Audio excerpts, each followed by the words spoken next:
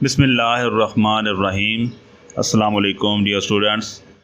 10th class की chemistry का chapter number 12 हम पढ़ रहे हैं और आज हम पढ़ेंगे अल्काइंस की तैयारी, यानी अल्काइंस की तैयारी के बारे में आज का हमारा टॉपिक है।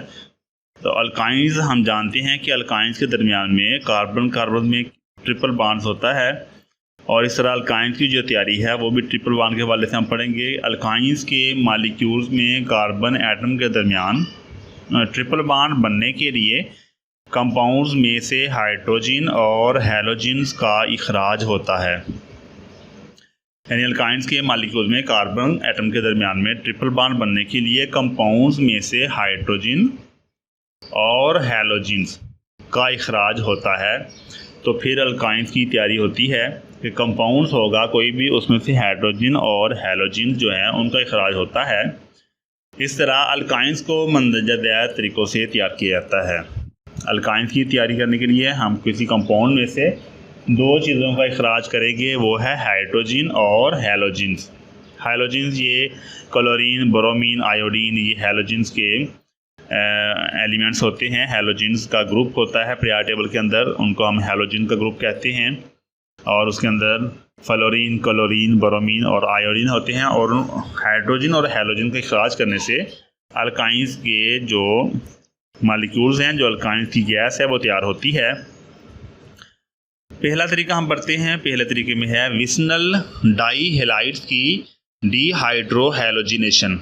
तो ये लफ्ज़ है विस्नल विस्नल विस्नल डाईहेलाइड्स, विस्नल डाईहेलाइड्स, विस्नल डाईहेलाइड्स की डीहाइड्रोहैलोजिनेशन। तो ये जो है ना, इसको इस तरह से हम उर्दू में लिखा हुआ है। तो विस्नल डाईहेलाइड्स की डीहाइड्रोहैलोजिनेशन, ये पहला तरीका है अल्काइंस की तैयारी का।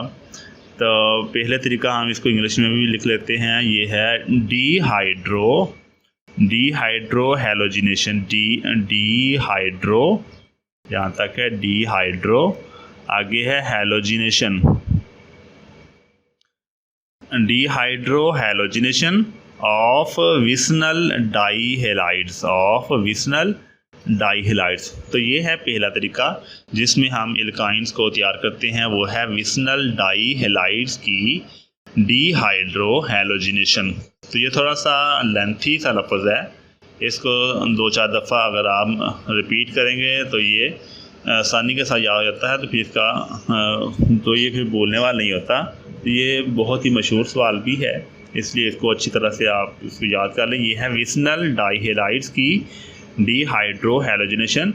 डीहाइड्रो जब हमने पहली दफ़ा पढ़ा था तो हमें ये बताया गया था कि जो डी का मतलब होता है खारिज करना, डीहाइड्रो का मतलब है हाइड्रोजन का खारिज करना, हाइलोजिनेशन का मतलब है हैलोजन का खारिज करना।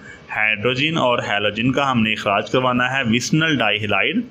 विस्नल डाईहेलाइड से हाइड्रोजन और हैलोजन के इखराज से अल्काइंस बनेगी। तो जब विस्नल डाईहेलाइड्स को अल्कोहलिक KOH के साथ गर्म किया जाता है तो मुत्सिल कार्बन एटम से 2 हाइड्रोजन एटम्स और 2 हैलोजन एटम्स खारिज होते हैं, जिससे इन कार्बन एटम के दरमियान ट्रिपल बॉन्ड बन जाता है। तो जब विस्नल डाईहेलाइड, ये विस्नल डाईहेलाइड्स किसी कंपाउंड्स का नाम है और विस्नल डाईहेलाइड्स को हम गर्म करेंगे अल्कोहलिक KOH के साथ। विस्नल डाईहेलाइड्स को अल्कोहलिक KOH के साथ जब गर्म किया जाता है तो मुत्सिल कार्बन एटम, मुत्सिल मतलब पास वाले कार्बन एटम, ये फॉर एग्जांपल एक कार्बन ये है और दूसरा कार्बन जो है वो ये है, तो हम इसको विस्नल कहेंगे। ये दोनों एक दूसरे के विस्नल हैं, एक और दूसरा, ये दोनों आपस में क्या हैं, ये विस्नल हैं, यानी हमसाये हैं आपस में, तो इनको विस्नल कहते हैं। तो मुत्सिल या फिर मुत्सिल, इसको मुत्सिल कहते हैं। ये वाला कार्बन एटम और ये वाला कार्बन, इसको हम क्या कहेंगे, मुत्सिल। ये वाले मुत्सिल की मिसाल है, पास वाले कार्बन एटम को मुत्सिल कहते हैं। तो मुत्सिल कार्बन एटम से 2 हाइड्रोजन एटम्स और 2 हैलोजन एटम्स खारिज होते हैं। यानी ये वाला जो कार्बन है इसमें से भी 2 हाइड्रोजन के एटम खारिज होंगे और ये वाला जो कार्बन है इसमें से भी 2 हाइड्रोजन के एटम और 2 हैलोजन के एटम इसमें भी खारिज होंगे।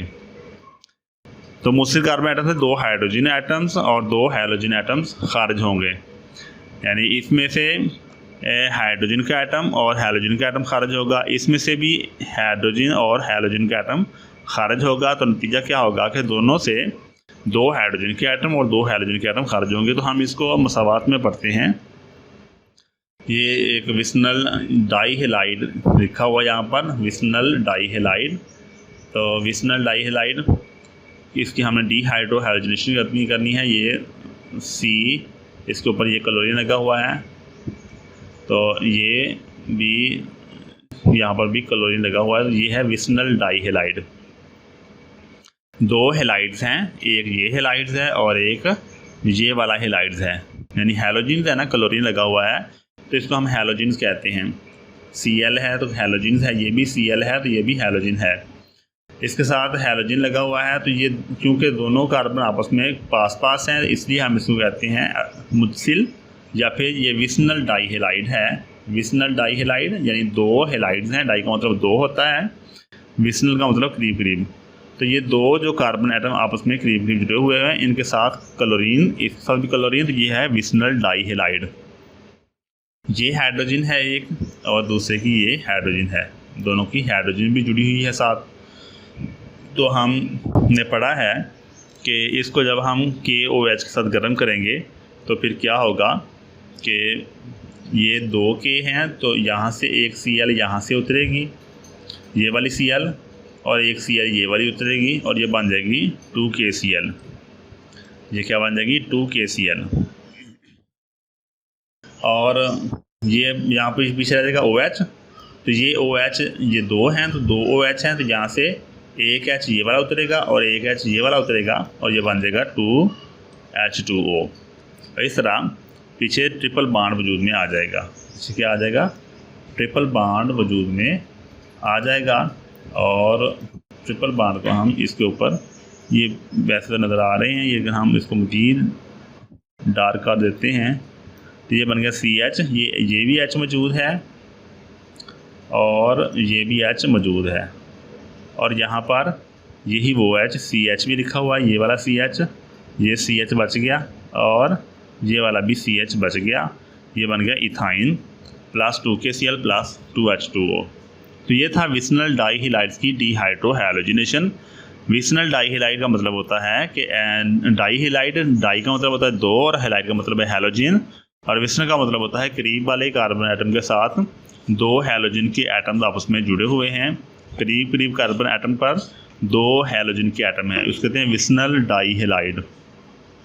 और विस्नल डाईहेलाइड्स की हम करेंगे डीहाइड्रो हैलोजिनेशन, हाइड्रोजन भी खारिज होगी और हैलोजन भी खारिज होगी। हाइड्रोजन और हैलोजन जब KOH के साथ गर्म करेंगे तो 2K के साथ Cl, 2 Cl निकल जाएंगे। 2K के साथ ये वाला 2K है तो इसके साथ ये वाले 2 Cl, एक Cl ये है और दूसरा Cl जो है वो ये है। ये 2 Cl आपस में निकल जाएंगे, ये जुड़ जाएंगे इस K के साथ और ये बन जाएगा 2KCl। ठीक है, ये बन गया 2KCl। अब पीछे रह गए हाइड्रोजन की बारी। एक हाइड्रोजन ये है और एक हाइड्रोजन ये है। ये दोनों हाइड्रोजन मिल जाएंगे, ये दोनों हाइड्रोजन यहाँ से जाएंगे और ये OH के साथ मिल जाएंगे और बन जाएगा 2H2O। और पीछे कार्बन कार्बन दरमियान में ट्रिपल बॉन्ड वजूद में आ जाएगा। इस तरह इथाइन बन जाएगा। एक और तरीकाकार हम बढ़ते हैं अल्काइंस की तैयारी का, वो है टेट्राहेलाइड्स की डीहैलोजिनेशन। टेट्राहेलाइड्स की डीहैलोजिनेशन, जैसे रेफरेंस आ रहा है इसमें टेट्रा लिखा हुआ है। टेट्रा का मतलब होता है 4 और हेलाइड का मतलब होता है हैलोजन। 4 हैलोजन्स जुड़े हुए हैं, तो हमने टेट्राहेलाइड की डीहैलोजिनेशन करनी है। जब अल्काइंस टेट्राहेलाइड को जिंक डस्ट के साथ गर्म किया जाता है तो इथाइन बनाने के लिए हैलोजन एटम का इखराज होता है। मसावाद इस तरह से है कि ये 1 2 3 4 क्लोरीन के एटम हैं, तो ये है टेट्राहेलाइड। Alkyl टेट्राहेलाइड, alkyl टेट्राहेलाइड। टेट्राहेलाइड की डी हैलोजिनेशन, तो हम पढ़ रहे हैं अल्काइल टेट्राहेलाइड। ये है अल्काइल टेट्राहेलाइड। टेट्रा का मतलब है चार हैलोजन के एटम ये इथाइन के साथ जुड़े हुए हैं, तो हम इसको कहते हैं अल्काइल टेट्राहेलाइड। तो टेट्राहेलाइड की डी हैलोजिनेशन होती है। तो अल्काइल टेट्राहेलाइड को जिंक डस्ट के साथ जब गर्म किया जाता है तो इथाइन बनाने के लिए हैलोजन एटम का इखराज होता है। जिंक 2Zn प्लस, ये टेट्राहेलाइड है, इसको इस तरह से लिखते हैं, कार्बन दरमियान में है, सी दरमियान में लिखेंगे, और दोनों साइड के ऊपर क्लोरीन, ये भी क्लोरीन, और साइडों पे नीचे भी क्लोरीन, और इस तरह दूसरा कार्बन एटम है और उसके साथ भी क्लोरीन, दोनों साइडों पर क्लोरीन और साइडों पर H प्लस 2Z के साथ दो क्लोरीन के एटम जुड़ जाएंगे, 2Cl2, एक ये आ जाएगा और एक Cl2 ये आ जाएगा, तो ये बन जाएंगे 2Cl2 आ जाएगा, ये वाला 2Cl2, ये 2Cl2 है प्लस 2Zn, तो ये बन जाएगा 2ZnCl2। ये क्या बन जाएगा, इसके साथ मिलके ये बन जाएगा 2ZnCl2, और पीछे इसमें ट्रिपल बॉन्ड जनरेट हो जाएगा क्योंकि क्लोरीन के एटम यहाँ से उतर गए हैं, तो ये ट्रिपल बॉन्ड बन जाएगा। इस तरह टेट्राहेलाइड की डी हैलोजिनेशन से भी अल्काइंस को तैयार किया जाता है। तो ये थे दो तरीके जिसमें हमने पढ़ा कि विसनल डाइहेलाइड से भी अल्काइंस को तैयार किया जाता है और टेट्राहेलाइड्स की डी हैलोजिनेशन से भी अल्काइंस को तैयार किया जाता है। ये थोड़े से मुश्किल हैं लेकिन इतना मुश्किल नहीं है, आसान से हैं। उम्मीद है कि आपको ये समझ में आ गए होंगे। ये था हमारा आज का सबक। हमारे चैनल को सब्सक्राइब नहीं किया तो सब्सक्राइब कर लें ताकि जो भी वीडियो बने वो तक पहुँचती रहे। अपना बहुत सारा ख्याल रखिएगा। अल्लाह ताला हम सब का हामी नाज़िर हो। अल्लाह हाफिज़।